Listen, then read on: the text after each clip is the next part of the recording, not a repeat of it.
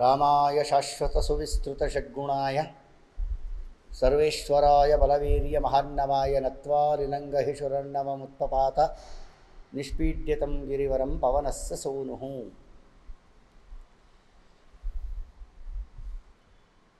ಜಗತ್ತಿನಲ್ಲಿ ರಾಮಾಯಣ ಗ್ರಂಥ ಅತ್ಯಂತ ಪ್ರಾಮಾಣಿಕವಾದ ಉಪಾಸನೆಗೆ, ಅಧ್ಯಯನಕ್ಕೆ, ಶ್ರವಣಾದಿಗಳಿಗೆ ಯೋಗ್ಯವಾದಂಥ ಅತ್ಯದ್ಭುತವಾದ ರಾಮಾಯಣ ಮಹಾ ಗ್ರಂಥ ಅದು. ಆ ರಾಮಾಯಣ ಕಥೆಗಳಲ್ಲಿ ನಾವು ಈಗ ಸುಂದರಕಾಂಡವನ್ನು ಸ್ವಲ್ಪ ಆರಿಸಿಕೊಂಡು ಅಲ್ಲಿರುವ ಕೆಲವು ವಿಚಾರಗಳನ್ನು ಅನುಸಂಧಾನ ಮಾಡೋಣ. ಸುಂದರಕಾಂಡದ ಪ್ರಸಂಗ ಬರಲಿಕ್ಕೆ ಏನು ಕಾರಣ? ಸುಂದರಕಾಂಡ ಯಾಕೆ ಬಂತು? 7 ಕಾಂಡಗಳಿದ್ದಾವೆ. ಅದರಲ್ಲಿ ಸುಂದರಕಾಂಡಕ್ಕೆ ಇಡೀ ರಾಮಾಯಣಕ್ಕೆ ಹೃದಯ ಭಾಗ ಇದ್ದಾಗ, ನಮ್ಮ ಶರೀರಕ್ಕೆ ನಮಗೆ ಹೃದಯ ಎಷ್ಟು ಮುಖ್ಯವೋ ಅಷ್ಟು ರಾಮಾಯಣ ಕಥೆಗಳಲ್ಲಿ ಸುಂದರಕಾಂಡ ಅನ್ನೋದು ಅಷ್ಟು ಮುಖ್ಯ. ಏನಂತ ವೈಶಿಷ್ಟ್ಯ ಸುಂದರಕಾಂಡ ರಾಮಾಯಣ ಅಂತಂದರೆ? ಅದಕ್ಕೆ ಯಾಕಂತ ವೈಶಿಷ್ಟ್ಯ? ಇಡೀ ಜಗತ್ತಿನಲ್ಲಿ ಇರುವಂಥ ಜ್ಞಾನಿಗಳೆಲ್ಲ ಅತ್ಯಂತ ಪ್ರಾಮುಖ್ಯತೆ ಕೊಟ್ಟಂಥ ಭಾಗ ರಾಮಾಯಣದಲ್ಲಿ. ಇಡೀ ರಾಮಾಯಣವೂ ಪ್ರಾಮುಖ್ಯತೆ ಇದೆ, ಅದರಲ್ಲಿ ಸುಂದರಕಾಂಡಕ್ಕೆ ಹೆಚ್ಚು ಪ್ರಾಮುಖ್ಯತೆ ಬಂದಿದೆ. ಯಾಕೆ? ಸುಂದರಕಾಂಡದ ಪಾರಾಯಣ, ಶ್ರವಣ, ಅಧ್ಯಯನ, ಪಾರಾಯಣಗಳು ಇದು ಮಾಡೋದರಿಂದ ಎಲ್ಲ ಕಷ್ಟಗಳು ಪರಿಹಾರ ಆಗುತ್ತೆ, ಇಷ್ಟಾರ್ಥಗಳು ಪೂರ್ಣ ಆಗ್ತವೆ. ಈ ಸುಂದರಕಾಂಡದ ಪ್ರಸಂಗ ಯಾಕೆ ಬಂತು ಅನ್ನೋದನ್ನು ಸ್ವಲ್ಪ ಸ್ಥೂಲವಾಗಿ ರಾಮಾಯಣದ ಕಥೆಯನ್ನು ಸ್ವಲ್ಪ ಅನುಸಂಧಾನ ಮಾಡೋಣ. ವಿಸ್ತಾರವಾಗಿ ಬೇಡ, ಸ್ವಲ್ಪ ಸುಂದರಕಾಂಡಕ್ಕೆ ಬರೋ ತನಕ. ಲೋಕದಲ್ಲಿ ರಾವಣ, ಕುಂಭಕರ್ಣ, ಇಂದ್ರಜಿತ್ತು, ತಾಟಕಿ, ಮಾರೀಚ, ಸುಬಾಹು, ಉಪಲಕ್ಷಣತೆಯ ಕೋಟಿ ಕೋಟಿ ಕೋಟಿ ಕೋಟಿ ರಾಕ್ಷಸರು ಇಂದ ಭೂಮಿ ಭಾರವಾಗಿಬಿಟ್ಟಿದೆ. ರಾವಣ ಮಹಾ ದುಷ್ಟನಾದ ಕಾರಣ ಚತುರ್ಮುಖ ಬ್ರಹ್ಮದೇವರನ್ನ ಕುರಿತು ತಪಸ್ಸನ್ನು ಮಾಡಿ ವರ ತಗೊಂಡ, ಮಹಾಶಿವನನ್ನು ಕುರಿತು ತಪಸ್ಸನ್ನು ಮಾಡಿ ವರ ತಗೊಂಡ. ಬಹಳ ದುಷ್ಟನಾಗಿದ್ದ ರಾಕ್ಷಸನೇ ಅವನು. ಯದ್ಯಪಿ ಮಾತೃಜಾತಿ ಪಿತೃಗುಣಾ ಅಂತ ಹೇಳ್ತಾರೆ ಶಾಸ್ತ್ರದಲ್ಲಿ. ಒಬ್ಬ ವ್ಯಕ್ತಿ ಹುಟ್ಟಿದಾಗ ತಾಯಿ ಯಾವ ಜಾತಿನೋ ಆ ಜಾತಿ ಅವನಿಗೆ ಬರುತ್ತೆ, ತಂದೆ ಗುಣ ಬರುತ್ತೆ ಅಂತ ಒಂದು ನಿಯಮ. ಆದರೆ ಅವನಿಗೆ ಜಾತಿ ಮಾತೃಜಾತಿ ಬಂತು, ಆದರೆ ತಂದೆ ಗುಣ ಬರಲಿಲ್ಲ. ಯಾಕೆ? ಅವನು ಸ್ವರೂಪದಿಂದನೇ ರಾಕ್ಷಸ. ರಾವಣನನ್ನು ಬಹಳ ಜನ ಮಹಾಬ್ರಾಹ್ಮಣ ಅಂತ ಅಂದ್ಕೊಂಡ್ಬಿಡ್ತಾರೆ. ತಂದೆ ಬ್ರಾಹ್ಮಣ ಹೌದು, ಆದರೆ ತಾಯಿ ಬ್ರಾಹ್ಮಣರಲ್ಲ, ಅವಳು ಒಬ್ಬ ರಾಕ್ಷಸಿ ಅಂತ ರಾಮಾಯಣದಲ್ಲಿ ಹೇಳ್ತಾರೆ. ಕೈಕಸಿ ಎಂಬ ರಾಕ್ಷಸಿ, ಆ ಕೈಕಸಿ ಎಂಬ ರಾಕ್ಷಸಿಯನ್ನು ಮದುವೆ ಮಾಡ್ಕೋತಾರೆ ವಿಶ್ರವಸ್ಸೆಂಬ ಋಷಿಗಳು. ಅಲ್ಲಿ 4 ಜನ ಮಕ್ಕಳು ಹುಟ್ಟುತ್ತಾರೆ. ರಾವಣ, ಕುಂಭಕರ್ಣ, ವಿಭೀಷಣ, ಶೂರ್ಪಣಖ, 4 ಜನ ಮಕ್ಕಳು. ಇಲ್ಲಿ ರಾವಣ ಏನು ಮಾಡ್ದ? ಹುಟ್ಟಿದ ಮೇಲೆ ಬಹಳ ದುಷ್ಟ. ಬ್ರಹ್ಮದೇವರನ್ನು ಕುರಿತು ತಪಸ್ಸನ್ನು ಮಾಡ್ದ, ಮಹಾಶಿವನನ್ನು ಕುರಿತು ತಪಸ್ಸು ಮಾಡ್ದ, ಮಹಾಶಕ್ತಿಯನ್ನು ಪಡೆದ. ಅವರ ಶಕ್ತಿಯಿಂದ ಕೊಬ್ಬಿದಂಥ ರಾವಣ ಇಂದ್ರಾದಿ ದೇವತೆಗಳಿಗೆಲ್ಲ ಹಿಂಸೆ ಕೊಡಲಿಕ್ಕೆ ಪ್ರಾರಂಭ ಮಾಡಿದ. ಇಂದ್ರಾದಿ ದೇವತೆಗಳೆಲ್ಲ ಜಗತ್ತಿನಲ್ಲಿದ್ದ ಜೀವರಾಶಿಗಳಿಗೆ ಆಶ್ರಯದಾತರು, ಅನುಗ್ರಹ ಮಾಡತಕ್ಕವರು, ಲೋಕ ಕಲ್ಯಾಣ ಮಾಡತಕ್ಕವರು. ಅವರಿಗೆ ಇವನು ಹಿಂಸೆ ಮಾಡಲಿಕ್ಕೆ ಪ್ರಾರಂಭ ಮಾಡಿದ.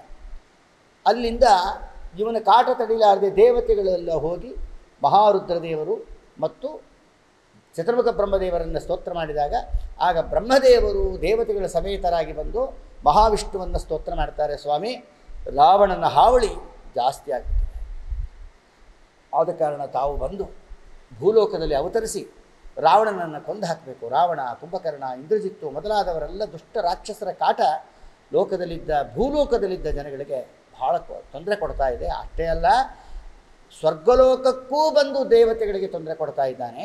ಆದ್ದರಿಂದ ಅನುಗ್ರಹಿಸಬೇಕು ಅಂದಾಗ ಆಗ ಬ್ರಹ್ಮದೇವರಿಂದ ಪ್ರಾರ್ಥಿತನಾದಂತಹ ಪರಮಾತ್ಮನೇ ಭೂಲೋಕದಲ್ಲಿ ಮಹಾವಿಷ್ಣುನೇ ಶ್ರೀರಾಮಚಂದ್ರ ದೇವರಾಗಿ ಅವತಾರವನ್ನು ಮಾಡ್ತಾರೆ.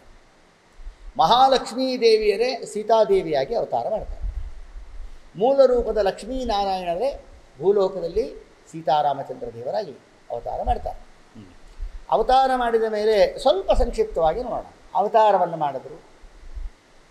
ರಾಮದೇವರಿಗೆ 16 ವರ್ಷ ಬಂತು. ಯಜ್ಞ ಸಂರಕ್ಷಣೆಗೋಸ್ಕರ ಅಂತ ವಿಶ್ವಾಮಿತ್ರ ಜೊತೆಗೆ ಬರ್ತಾರೆ. ವಿಶ್ವಾಮಿತ್ರ ಋಷಿಗಳು ಲೋಕದ ದೃಷ್ಟಿಯಿಂದ ರಾಮಚಂದ್ರ ದೇವರಿಗೆ ಬಲ ಮತ್ತು ಅತಿಬಲ ಎಂಬ ಮಂತ್ರೋಪದೇಶವನ್ನು ಮಾಡ್ತಾರೆ. ರಾಮಚಂದ್ರ ದೇವರು ಲೋಕದ ದೃಷ್ಟಿಯಿಂದ ಮಂತ್ರೋಪದೇಶ ತಗೊಂಡಾಗ ಮಾಡ್ತಾನೆ ಪರಮಾತ್ಮ. ಭಗವಂತನಿಗೆ ವಿಶ್ವಾಮಿತ್ರ ಋಷಿಗಳು ಉಪದೇಶ ಮಾಡಿ ಜ್ಞಾನ ಬರಬೇಕಾಗಿಲ್ಲ. ಇಡೀ ಜಗತ್ತಿನಲ್ಲಿರುವ ಎಲ್ಲ ಜ್ಞಾನಕ್ಕೂ ನಿಯಾಮಕ ರಾಮದೇವರೇ. ಆ ರಾಮದೇವರೆದುರಿಗೆ ವಿಶ್ವಾಮಿತ್ರ ಋಷಿಗಳು ಕಿವಿಯಲ್ಲಿ ಮಂತ್ರವನ್ನು ಹೇಳ್ತಾರೆ. ಅದರಿಂದ ತಾಟಕಿಯ ಸಂಹಾರ ಮಾಡಿದ್ರು. ಇದೆಲ್ಲ ಕಥೆಗಳು ರಾಮಾಯಣದಲ್ಲಿ ಸಂಕ್ಷಿಪ್ತವಾಗಿ ನಾವು ಅನುಸಂಧಾನ ಮಾಡಬಹುದು.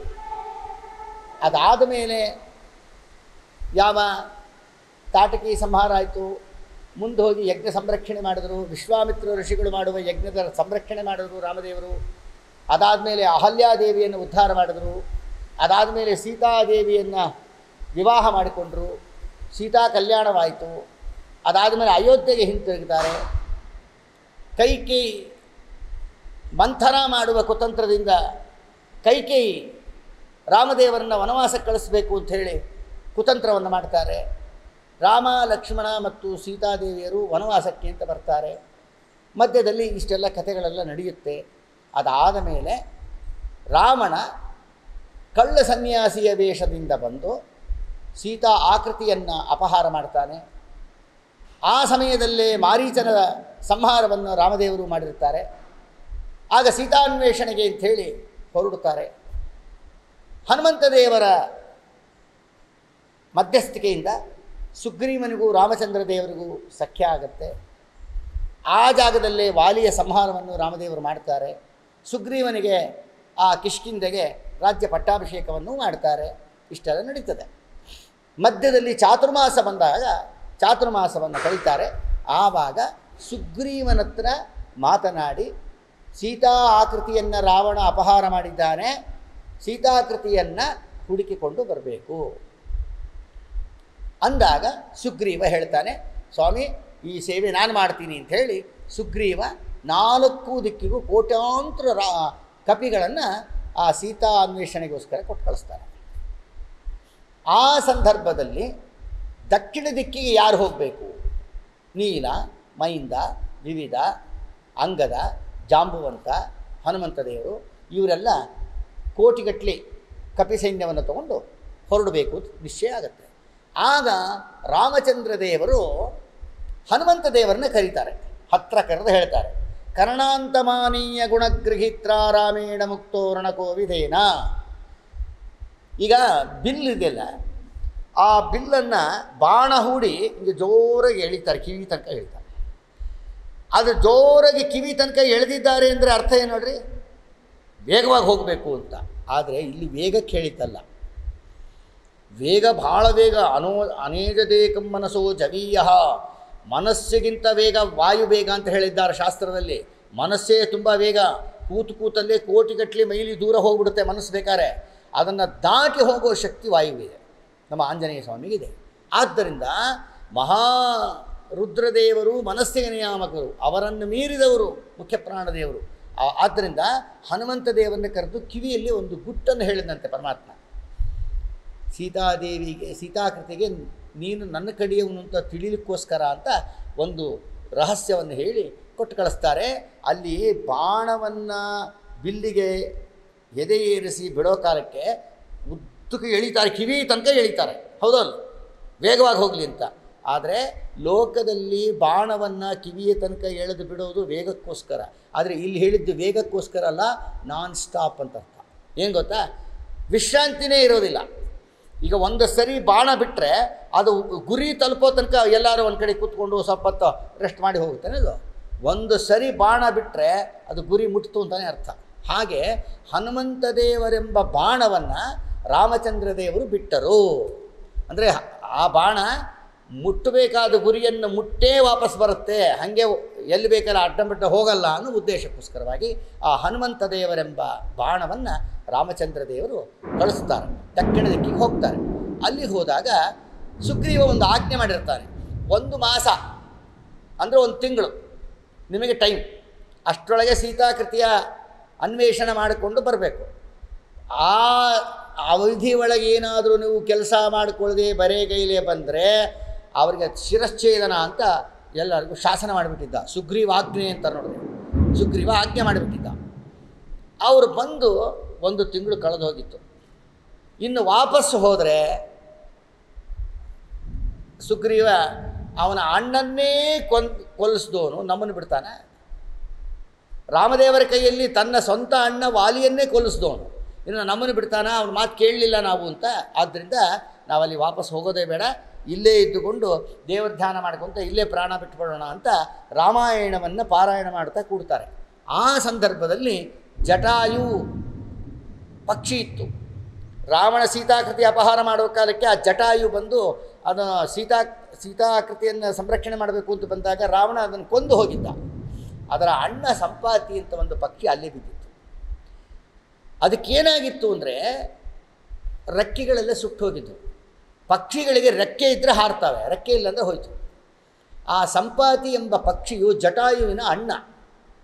ಅದು ರೆಕ್ಕೆ ಸುಟ್ಕೊಂಡು ಯಾಕೆ ಬಿದ್ದಿದ್ದ ಅಂದರೆ ಈ ಅಣ್ಣ ತಮ್ಮ ಇವರಿಬ್ಬರು, ಯಾರೋ ಜಟಾಯು ಮತ್ತು ಸಂಪಾತಿ ಇಬ್ಬರು ಆಕಾಶಕ್ಕೆ ಹಾರೋಣ, ಯಾರು ಜಾಸ್ತಿ ಮೇಲೆ ಹಾರ್ತಾರೋ ಅವ್ರು ಗೆದ್ದಂಗೆ ಅಂತ ಇವರಿಬ್ಬರು ಸ್ಪರ್ಧೆ ಮಾಡಿಕೊಂಡಿರ್ತಾರೆ ಭಾಳ ಹಿಂದೆ.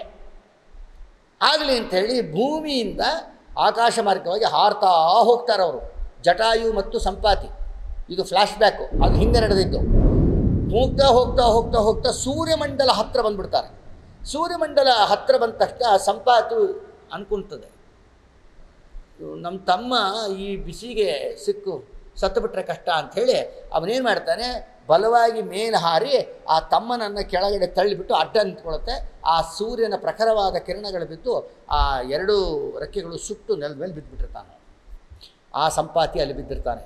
ಇವರು ರಾಮಾಯಣ ಕಥೆ ಯಾವಾಗ ಹೇಳಿದ್ರೋ ಹೇಳೋ ಕಾಲಕ್ಕೆ ತನ್ನಷ್ಟಿಗೆ ತಾನೇ ರೆಕ್ಕೆಗಳು ಹುಟ್ಕೊಂಡ್ಬಿಡ್ತಾವೆ, ರೆಕ್ಕೆ ಬೆಳೆದು ಬಿಡ್ತಾವೆ. ಅದರಿಂದ ಸತ್ಪಕ್ಷಪಾತಿ ಪ್ರತರೋ ಯಥಾಗ್ರ್ಯ ಶಾಸ್ತ್ರ ಹೇಳುತ್ತೆ. ರಾಮಚಂದ್ರ ದೇವರ ಚರಿತ್ರೆಯನ್ನು ಕೇಳಿದರೆ ವಿಪಕ್ಷರು ಸಪಕ್ಷರಾಗಿಬಿಡ್ತಾರೆ ಅನ್ನೋದನ್ನು ತಿಳಿಸಿಕೊಡ್ತಾರೆ.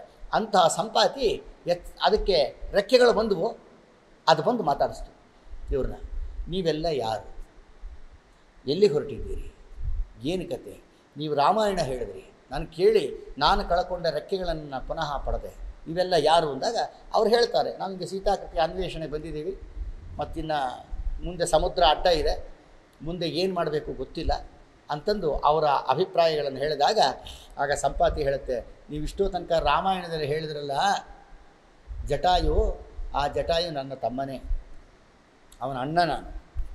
ನೀವು ರಾಮಾಯಣ ಕಥೆ ಹೇಳಿದ ಮೇಲೆ ನನಗೆ ರೆಕ್ಕೆಗಳು ಬಂದಿದೆ, ಅದಕ್ಕೆ ಆ ರೆಕ್ಕೆಗಳು ಬಂದಂಥ ಸಂಪಾತಿ ಅವರನ್ನು ಕುರಿತು ಏನು ಹೇಳ್ದ ಮುಂದಿನ ಸಂಚಿಕೆಯಲ್ಲಿ ಹೇಳೋಣ. ಹರೇ ನಮಃ. ಶ್ರೀಕೃಷ್ಣಾರ್ಪಣಮಸ್ತು.